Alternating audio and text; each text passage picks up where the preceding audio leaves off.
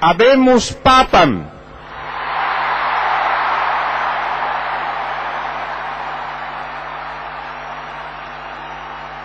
Bom, esta maneira para mim também está uma surpresa. Me está sentindo que Deus está guia nossa história. Essa está uma palavra importante aí, o Espírito Santo a iluminar nos cardenal para escolher o candidato aqui. Papa León XIV, ele escolhe o nome de papa que deu na igreja uma doutrina social bonita na final do século XIX, não?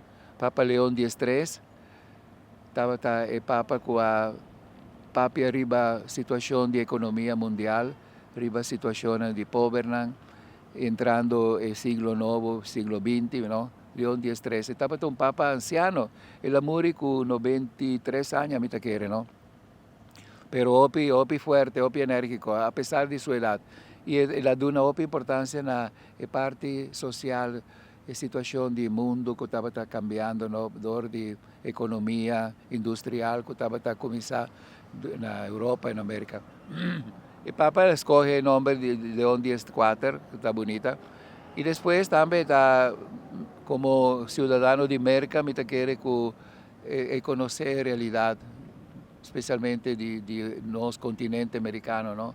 E pensei está algo importante e não tem mais nada mais para vista, mas para mim tampouco conhecer, não? Está seu nome Prevost, porque tem origem de outro, não está americano completamente nascido ou de origem, sino nós temos que esperar agora notícia que está vindo pronto, me quer, pero danke Deus e alabado seja Senhor. Monsenhor, essa aqui está Papa mais João Culustini? No está Papa young, que menos así tiene 69. Correcto. Tiene algo de 69 años, que está una edad bom.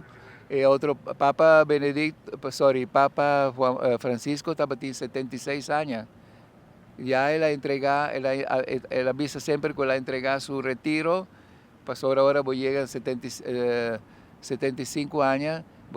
Él entrega su retiro, él abordo elegí Papa con 76 años. Interesante, ¿no? Pero de todas maneras, 69 años está una edad buena de un sacerdote, un obispo, un cardenal que tiene conocimiento, experiencia de su tarea también.